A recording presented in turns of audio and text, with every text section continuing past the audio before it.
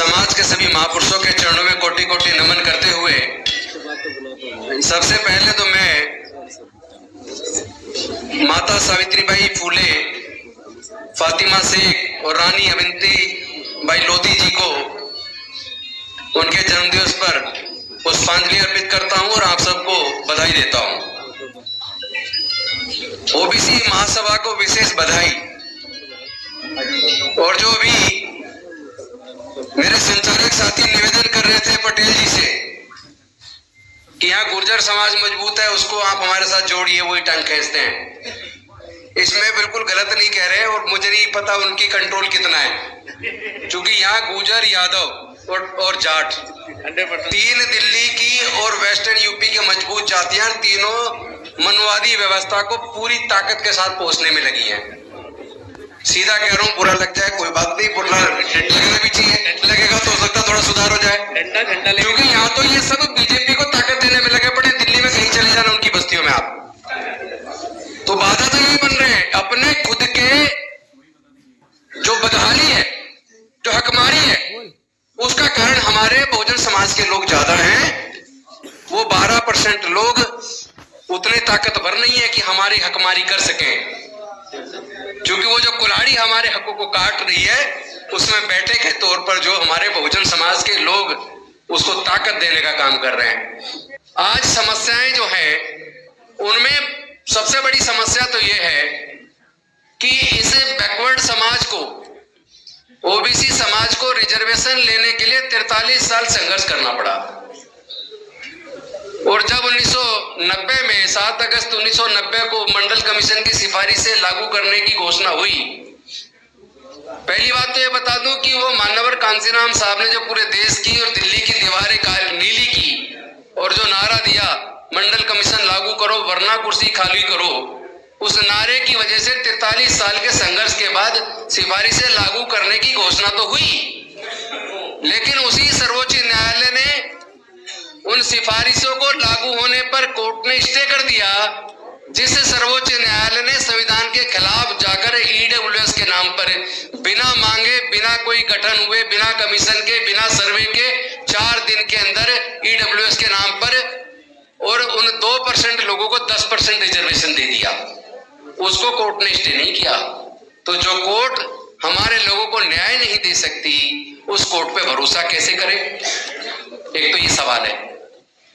दूसरा सवाल यह है 49.5% रिजर्वेशन एससी, एसटी, ओबीसी तीनों को मिलाकर, जिसकी जनसंख्या कम से कम 85 से 88% के बीच है, उसके लिए तो दिया जा रहा है 49.5% पेपर पे, और जिसकी जनसंख्या 12% है उसको पेपर पे दिया जा रहा है 50.5%। लेकिन प्रैक्टिकल सच्चाई क्या है? प्रैक्टिकल सच्चाई ये है कि वो जो 12% है जनसंख्या में, जिसके लिए पेपर पे 50.5% रिजर्वेशन दे रखा है, उनको वैकेंसी जब निकलती है तो उनको दिया जा रहा है 72%। कोई भी जो वैकेंसी निकली उसका डाटा उठा के देख लीजिए तो समझ में आएगा 72% टोटल पोस्ट में से 72% तो जा रही है ओपन कैटेगरी और ईडब्ल्यूएस को। और जो एससी, एसटी, ओबीसी के लोग जिनकी जनसंख्या 85 से 88% है, उनको जब आप देखोगे पोस्ट वाइज कितनी पोस्ट किसको जा रही है, तो उनको जा रही है 28%। तो कितनी बड़ी हकमारी हो रही है और किसके रहते हो रही है? ऐसी कौन सी सरकार है जिसमें एससी, एसटी, ओबीसी के सांसद, विधायक नहीं है, मंत्री नहीं है? क्या वो गूंगे बहरे हैं? क्या डॉक्टर बाबा साहेब अम्बेडकर जी ने इसलिए उनको रिजर्वेशन दिया था?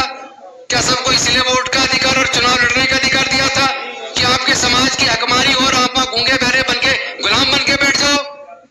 लड़ाई तो लड़नी पड़ेगी। हमें दुश्मन को पहचानना पड़ेगा कि हमारा दुश्मन हकीकत में है कौन।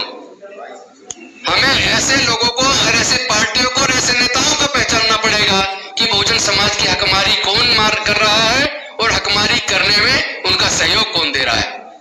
अब मैं एक सवाल मैं आप सबसे पूछना चाहता हूं, जहां तक महिला आरक्षण की बात हो रही है, अगर जाति की जनगणना नहीं होगी, सेंसस नहीं होगी, उसका डाटा नहीं होगा कि ओबीसी की जनसंख्या कितनी है, तो फिर उस महिला रिजर्वेशन के अंदर ओबीसी को रिजर्वेशन कैसे देंगे?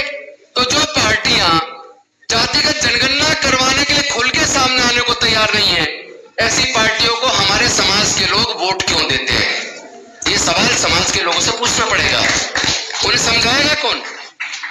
भाई एक बात बताओ, एक समय हम लोग पढ़ते थे, एक महाकाव्य था महाभारत, उसके अंदर पांडवों ने द्रौपदी को दांव पे लगा दिया, और एक आज ऐसी सरकार है जो सत्ता पाने के लिए जिसने राम को दांव पे लगा दिया, वो राम को दांव पे लगा सकते हैं, आप अपने अहंकार को खत्म नहीं कर सकते। एससी एसटी ओबीसी के लोग एकजुट नहीं हो सकते, हकमारी करने वाले लोगों को ठिकाने नहीं लगा सकते, संविधान बचाने की बजाय मनुष्य मरते से संविधान लागू करने वालों को ताकत दे रहे हो। शर्म नहीं आती तुम्हें? डूब मरना चाहिए तुम्हें। तुम्हारे समाज की हकमारी हो रही है, तुम्हारी बहन बेटी की इज्जत टूटी जा रही है, तुम्हारी बच्चियां जलाई जा रही है, तुम्हारे युवाओं की हत्या की जा रही है, और तुम ऐसे हत्यारों को ताकत देने में लगे हो। नफरत पैदा करने वाले, देश के अंदर जाति धर्म के नाम पर उन्माद पैदा करने वाले पूरे देश पे हावी हो गए। पूरे देश का मीडिया पूरा बिक गया है, पूरा का पूरा गुलामी स्वीकार कर ली है।